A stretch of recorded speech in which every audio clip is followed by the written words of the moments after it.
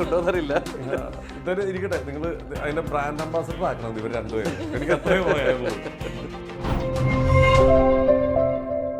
Okay, ഇനി എന്താണ് നമ്മുടെ ഫ്യൂച്ചർ പരിപാടികളൊക്കെ? എന്താണ് കുറെ ഐഡിയാസ് വരുന്നുണ്ടല്ലോ കയ്യിൽ നിന്ന്, ഇതൊക്കെ എവിടെ നിന്നാണ് വരുന്നത്?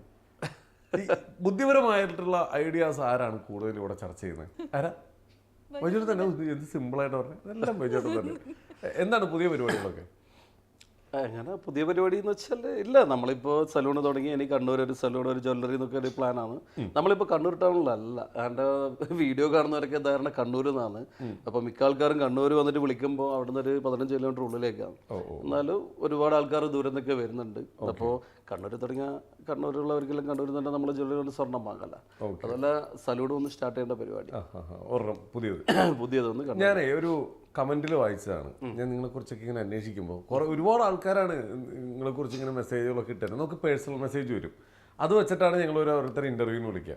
അപ്പോൾ ഒരുപാട് ആൾക്കാർ ഞങ്ങളോട് പറഞ്ഞു, ഈ ടീമിനെ വിളിക്കുമോ, ഇവരെ കുറിച്ചൊന്ന് സംസാരിക്കുമോ, ഇവരെ ഒന്ന് ഇന്റർവ്യൂവോ, അങ്ങനെ വന്നതാ. അപ്പൊ ഏതോ ഒരു ഇതിന്റെ താഴെ ഈ ചങ്ങായിനോട് ആ ഗിഫ്റ്റ് ബോക്സിന്റെ പരിപാടി ഒന്ന് വേഗം തുടങ്ങാൻ പറയാൻ പറഞ്ഞു. അതെന്താ സംഭവം? അത് മുന്നേ ഒരു പ്ലാനുള്ള സാധനമാണ്. ഞാനാണെങ്കിൽ ആ ഒരു ഗിഫ്റ്റ് ബോക്സ് അവിടെ സ്ഥാപിച്ച്. ഗിഫ്റ്റ് ബോക്സ് വെച്ച് ഉദ്ദേശിച്ചാല് നമ്മുടെ നാട്ടിലെ പാവപ്പെട്ടവർക്കൊക്കെ ഒരു എന്താ പറയുക, ഭക്ഷണം കൊടുക്കുന്ന ഒരു സംവിധാനം. അത് ഭക്ഷണം വെച്ചാൽ മോശമാവാത്ത സാധനങ്ങളൊക്കെ ഉണ്ടല്ലോ. അപ്പോൾ നമ്മളെ കമ്പിട്ട് ടൗണിൽ തന്നെ അവിടെ നമ്മളൊരു പഞ്ചായത്ത് കണ്ടെടുക്കുക, ഒരു വലിയൊരു ഗിഫ്റ്റ് ബോക്സ് അവിടെ സ്ഥാപിച്ചിട്ടുണ്ട്. ഡിസംബർ 5 നമ്മളത് സ്ഥാപിച്ച്. അന്ന് എൻ്റെ ബർത്ത്ഡേ ആണ്. അപ്പോൾ അതിൻ്റെ ഉദ്ദേശം എന്ന് വെച്ച് കഴിഞ്ഞാൽ നമ്മൾ എല്ലാ മാസവും 1-ാം തീയതി നമ്മളെ ജീസൺസ് ബൈജു ജീസൺസ് എന്ന് പറഞ്ഞാൽ നമ്മളെ ഗിഫ്റ്റ് ബോക്സിൻ്റെ പേര്. അപ്പോൾ ചാനലിൻ്റെ പേര് വെച്ചാൽ നമ്മൾ ഫേമസ് ആക്കിയ ചാനലാണല്ലോ. അതുകൊണ്ട് ആ ചാനലിൻ്റെ പേരിലൊരു ബോക്സ്. അപ്പോൾ അതിൽ നമ്മൾ എല്ലാ സാധനവും കൊണ്ടുപോകും. അതായത് ഒരു വീട്ടിലേക്ക് കൊണ്ടുവന്ന എല്ലാ സാധനങ്ങളും, അതായത് ഇപ്പോൾ ചെറുപയർ, മുമ്പയർ, പയറുവർഗ്ഗങ്ങൾ, അരി, ഡ്രസ്സ്, പിന്നെ ബേക്കറി, പാക്കറ്റ് ഐറ്റംസുകൾ, അങ്ങനെ ഇന്നുകൊണ്ട് വെളിച്ചെണ്ണ ഉണ്ട്, വെളിച്ചെണ്ണ പാക്കറ്റ്, വെളിച്ചെണ്ണ മുതൽ കളിപ്പാട്ടം മുതൽ പെന്ന്, ബുക്ക് എല്ലാം. അതായത് ഒരു സാധാരണ വീട്ടിൽ കുട്ടികളൊക്കെ ഉണ്ടെങ്കിൽ, പാവപ്പെട്ട വീടാണെങ്കിൽ അവർക്ക് വന്നാൽ അവർക്ക് ആവശ്യമുള്ളതിൽ ഇത് കിട്ടണം. അപ്പോൾ ആ രീതിയിൽ ഒരു 10-15 കള്ളിയാക്കിയിട്ടുള്ള, അതായത് ഫ്രീ ആയിട്ട് വന്ന് അവർക്ക് ആവശ്യമുള്ള സാധനം എടുത്തിട്ട് പോവാം. ഒരു ചെറിയൊരു ഡോറുകൾ തുറന്നിട്ട് എടുത്തിട്ട് പോവാം. ഇതാണ് ആ ഗിഫ്റ്റ് ബോക്സ്. പിന്നെ ഇതിൽ നമ്മുടെ നാട്ടിൽ ആർക്കും വേണ്ടി ഇതിനകത്ത് സാധനം വെക്കാം. അതായത് വീട്ടിൽ വെറുതെ യൂസ് ചെയ്യാത്ത തുണിത്തരങ്ങൾ, ഡ്രസ്സൊക്കെ ഉണ്ടെങ്കിൽ, നല്ല ഉപയോഗിക്കാൻ പറ്റുന്ന തുണിത്തരങ്ങൾ ഉണ്ടെങ്കിൽ അത് വെക്കാം. കളിപ്പാട്ടങ്ങളുടെ വെക്കാം. പെൻസിൽ വേണ്ടിക്ക് വാങ്ങി വെക്കാം. ഇനി ആർക്കെങ്കിലും ഇപ്പോൾ സൂപ്പർ മാർക്കറ്റിൽ പോയിട്ട് ഒരു സാധനം വാങ്ങും. അപ്പോൾ വേണ്ടിക്കൽ 1 കിലോ വന്ന് 2 കിലോ അതിൻ്റെ 1 കിലോ ഇതിൻ്റെ അകത്ത് വെക്കുക. നമ്മൾ കഴിക്കുന്നതിൻ്റെ ഒരു അംശം ഇതിൽ വെക്കുക എന്നുള്ളൊരു സംഭവമാണ് ഇതിൽ ഉദ്ദേശിച്ചിട്ടുള്ളത്. അപ്പോൾ നമ്മളെ കമ്പിലെ നാട്ടുകാർക്ക് നല്ല സഹകരണമാണ്. അവരെല്ലാവരും പറഞ്ഞാൽ നമ്മളും വെക്കുന്നതെന്നുള്ളത്. പക്ഷേ നമ്മളെ ജില്ലാ കളക്ടറെ കൊണ്ട് ഉദ്ഘാടനം ചെയ്യിക്കാൻ വേണ്ടിയിട്ട് അങ്ങനെ നിന്നു.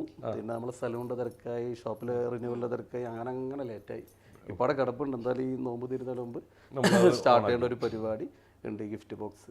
അടിപൊളിയാണ്, അത് ഗംഭീര പരിപാടി. ഇല്ലാന്ന് തോന്നില്ല, ഇതൊരു മാതൃകയാവട്ടെ.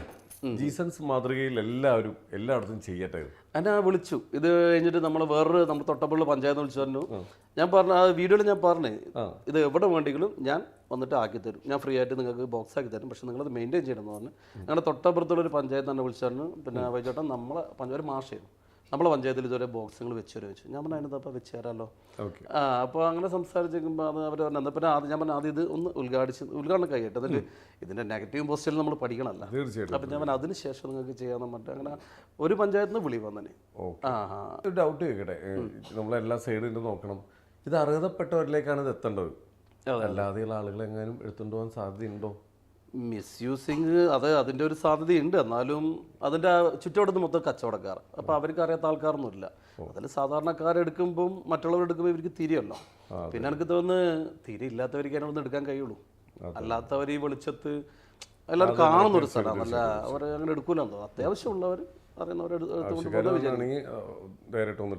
അങ്ങനെയാണ് ഉദ്ദേശിക്കുന്നത്. ഇതിന്റെ പഞ്ചായത്ത് പ്രസിഡന്റ് അടക്കം പറഞ്ഞു വെച്ചാൽ വിജി ഇതൊക്കെ മിസ്യൂസിങ് ആവൂലേ, ഇതെടുത്ത് കൊണ്ടുപോയിട്ട് അങ്ങനെയൊക്കെ ഉണ്ട്.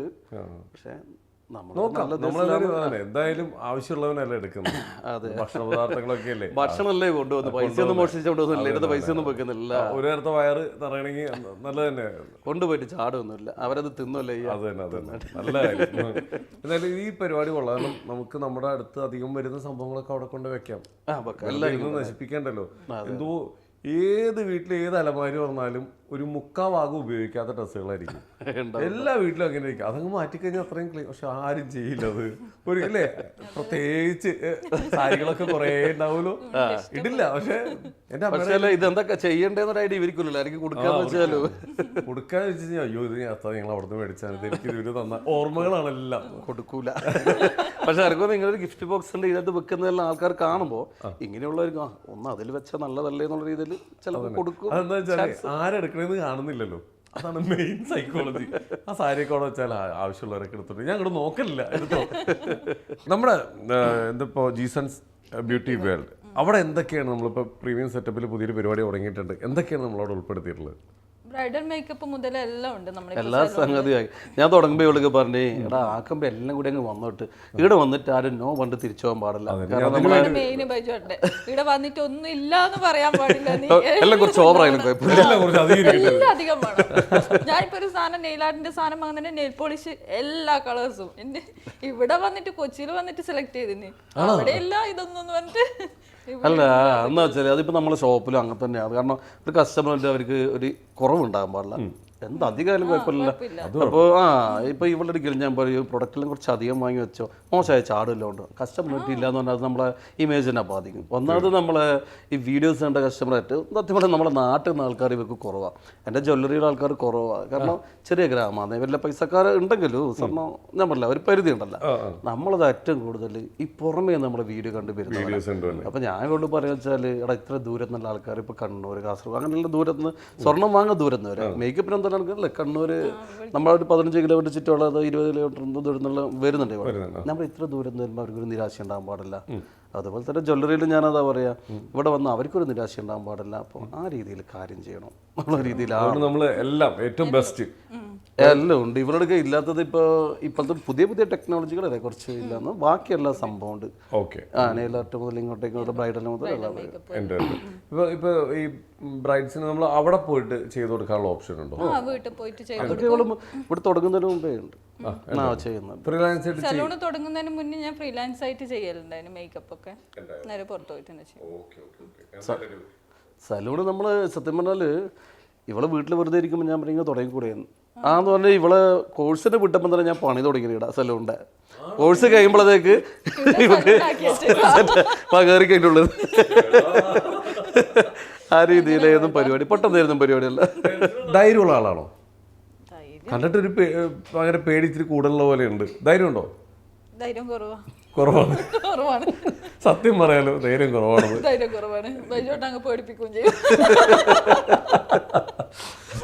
എങ്ങനെ പേടിപ്പിക്കുക? എന്ത് പറഞ്ഞു പേടിപ്പിക്കുക? അല്ല ഇന്നലെ നമ്മള് മെട്രോ കയറി, പിന്നെ അതിന് മുന്നേ ബോട്ട് കയറി.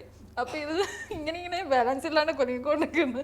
അന്നേരം പറഞ്ഞു ഇതാൻ പറ്റുന്നൊക്കെ സംഭവിച്ചിട്ടുണ്ടെങ്കിൽ നീ എന്താ ചെയ്യാ. ഞാൻ എന്നോട് പണ്ടേ പറയുന്നുണ്ട് നീന്തൽ പഠിക്കാൻ വേണ്ടിട്ട്. അപ്പൊ അനക്ക് അതിനുള്ള ധൈര്യം ഇല്ലാത്തോണ്ട് ഞാൻ പഠിച്ചിട്ടില്ല. എന്നിട്ട് അതിപ്പോ എന്താ ചെയ്യാ, നീ ഇപ്പൊ പഠിച്ചിട്ടില്ലല്ലോ.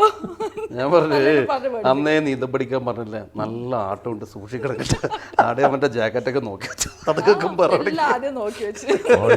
അത് കൊച്ചിയില് ബോട്ടിൽ കയറിയപ്പോ പേടിപ്പിക്കാം ഇടയ്ക്ക്. അതൊരു രസമല്ലേ ഒരാൾ പേടിക്കാനുണ്ടെങ്കിൽ. അങ്ങനെയല്ല ഈ ബോട്ടിൽ കയറി ഓർമ്മയില്ലെങ്കിൽ ഇവള് നീന്തം പഠിക്കട്ടെ അടുത്ത മഴക്കാലത്ത് ഞാൻ കൊണ്ടുപോകും പഠിപ്പിക്കുക. വീട്ടിൽ തന്നെ നമ്മൾ ചെറിയൊരു പൂള് പോലെ ആക്കി വാർപ്പിന്റെ മുകളില് ചെറിയ കുട്ടിക്ക് ഇവക്ക് നീന്തം പഠിക്കാം നല്ല വല്ല്. പക്ഷെ ആടുന്ന് വരെ പഠിക്കുമ്പോൾ വരൂല, ഇവക്ക് ചെവിയിൽ വെള്ളം കയറുന്ന പേടിയാ. ഞാൻ പറഞ്ഞു മുങ്ങിത്താ വന്നിരിക്കും. ചെവിയിൽ വെള്ളം കയറില്ല, അങ്ങനെ തവളയുടെ ചെവിയൊക്കെ അടഞ്ഞു പോവില്ലേ അല്ലെ? തവള നീന്തപ്പോ സ്വാഭാവികമായിട്ടൊന്നും കയറില്ല, അത് പറ്റൂല. വെഡിങ് ആനിവേഴ്സറി ഡേറ്റ് എന്ന് പറഞ്ഞേ അങ്ങോട്ട് നോക്കരുത്. ജൂലൈ അല്ലേ? ജൂൺ 30 അല്ലേ? ജൂലൈ 17. നമ്മുടെ ചൂരിലെടുത്ത് കൊടുക്ക്. അല്ല എന്നാ പറയാ അക്കങ്ങള് ഓർമ്മ കുറച്ച് കുറവാണ്.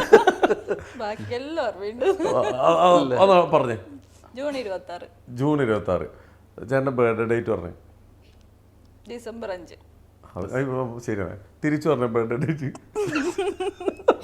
ഞാൻ ബിസിനസ് അല്ല ഞാൻ സത്യം പറയാം എനിക്ക് അക്കങ്ങൾ മനസ്സിൽ കിട്ടൂല. ഇപ്പൊ ഒരു ഇന്നത്തെ സ്വർണത്തിന്റെ വില വെച്ച് എനിക്ക് അറിയില്ല പറയാം, അത് സത്യമാണ്. അത് ഇപ്പൊന്നല്ല പണ്ടേ അങ്ങനെയാ. ഞാൻ ഇവിടെ കൈമല എഴുതി വെക്കുക ചെയ്യാം. കസ്റ്റമർക്ക് ബില്ല് എഴുതുമ്പോൾ ഞാൻ ഇത് നോക്കിയിട്ടാണ് കാൽക്കുലേറ്റർ അടിക്കുക. ഇത് കണ്ട എൻ്റെ സെയിൽസ് മാന്മാരെല്ലാം എന്നെ നോക്കി ചിരിക്കാറുണ്ട്.